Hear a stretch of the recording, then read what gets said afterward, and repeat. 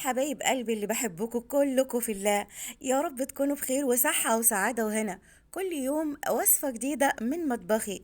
والنهاردة هنعمل غدا سريع جدا وحلو قوي. هنعمل النهاردة فاصوليا خضراء وشوربة ولحمة بطريقة حلوة وسهلة وبسيطة وهتعجبكم قوي. كمان معانا هنا شوية رز أبيض كده.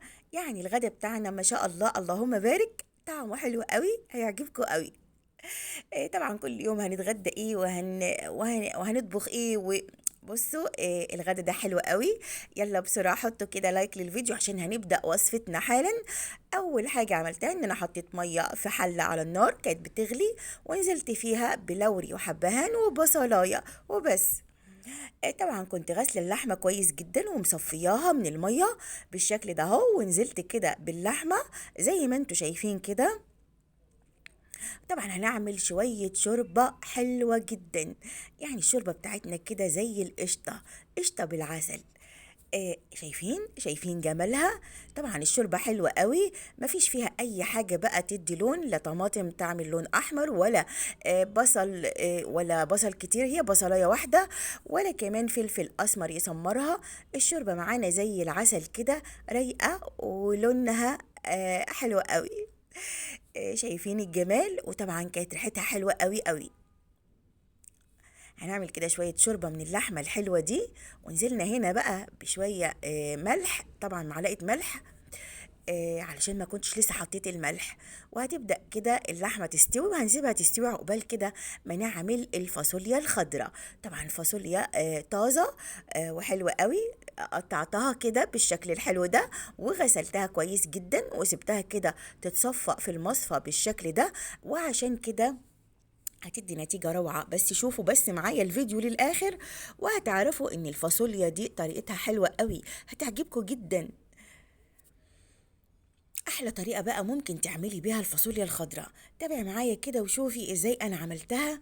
طبعا بسهولة جدا هتتعمل، ولكن النتيجة رائعة اكتر من رائعة. النهاردة كده هنعمل شوية فاصوليا حلوة قوي. حطيت هنا اهوت معلقة من السمنة، ونزلت بالبصل المفروم. طبعا الكمية على قد كمية الفاصوليا بتاعتك. ده كان معايا كيلو من الفاصوليا الخضراء. طبعا هندي كده البصلة تشويحة حلوة لحد ما لونها كده يبقى لون ذهبي وجميل كده اهو. ونزلت هنا بمعلقة توم مفروم. هقلب بقى البصلة مع التوم المفروم لحد ما اشم كده ريحة التوم الجميلة دي، وهو لونه كده فاتح، مش اصفر غامق، لا انا عايزة لون فاتح كده. آه، زي ما انتوا شايفين كده اللون حلو اهو، والريحة كمان كانت حلوة قوي. نزلنا هنا بالفاصوليا بتاعتنا، وهنقلب كويس جدا الفاصوليا مع الثوم والبصل بالشكل الحلو ده اهو. وطبعا من وقت للتاني هنكشف عليها ونقلبها ولحد كده ما تبدأ كده تتبل شوية على النار. مش هنسلقها ولا هنديها غلوات كتيرة، لا هنتبلها بس على النار قبل ما هننزل بعصير الطماطم.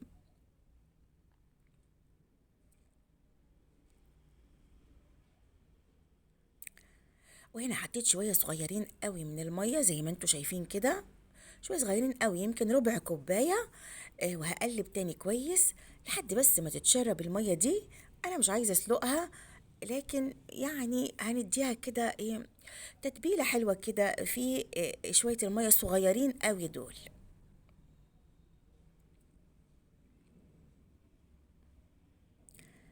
لحد كده ما تتشرب المية دي في دقايق كده، وهننزل بعصير الطماطم.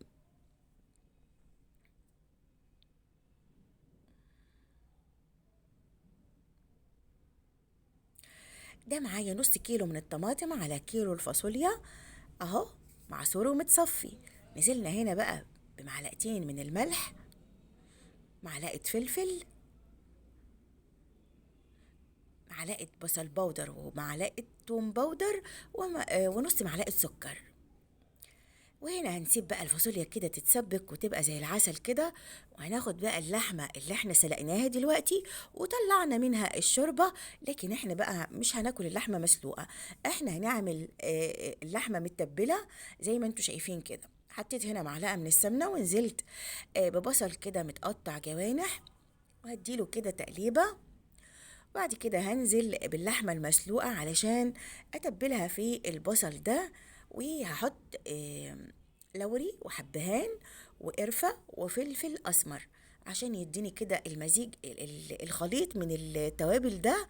بيدي كده نتيجة حلوة قوي وطعم حلو قوي للحمة. هنا كانت اللحمة خلاص بتستوي في التتبيلة بتاعتها. اه، وهنا كمان كانت معايا الفاصوليا خلاص بدأت تتسبك كده وتبقى زي الفل. ومعانا كمان شوية من الشوربة الحلوة قوي، طعمها حلو جدا جدا، هتعجبكم قوي. هنا معانا الفاصوليا، معانا اللحمة المتبلة، ومعانا كمان شوية من الشوربة طبعا لأن الولاد بيحبوا الشوربة دي، ضرورية وأساسية طبعا على السفرة. هنا خلاص خلصنا الغدا بتاعنا بالشكل الحلو ده. معانا اللحمة المتبلة، طبق لحمة فعلا خطير. ومعانا كمان الفاصوليا، بجد طعمها حلو قوي قوي، هتعجبكم جدا. يا ريت تجربوا الفاصوليا بالطريقة دي، بجد هتعجبكم قوي. معانا كده الشوربة اللي احنا بنحبها كده اللي طعمها حلو قوي، والرز الأبيض غدا كده. اللهم بارك، روعة جدا. يا رب يكون الغدا النهاردة عجبكم. فكرة يعني للغدا يا جماعة، وطريقة سهلة وبسيطة. وطبعا الفاصوليا النهاردة كان طعمها حلو قوي، هتعجبكم جدا زي ما انتوا شايفين كده، زي العسل مسبكة كده وحلوة قوي. معانا طبق اللحمة بتاعنا، شايفين الجمال، شايفين الصوص اللي نازل من اللحمة ده. طبعا بيتاكل بالرز وبيبقى طعمه حلو جدا جدا.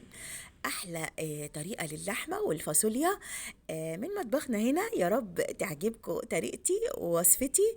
يا رب الغدا النهاردة يكون عجبكم كمان.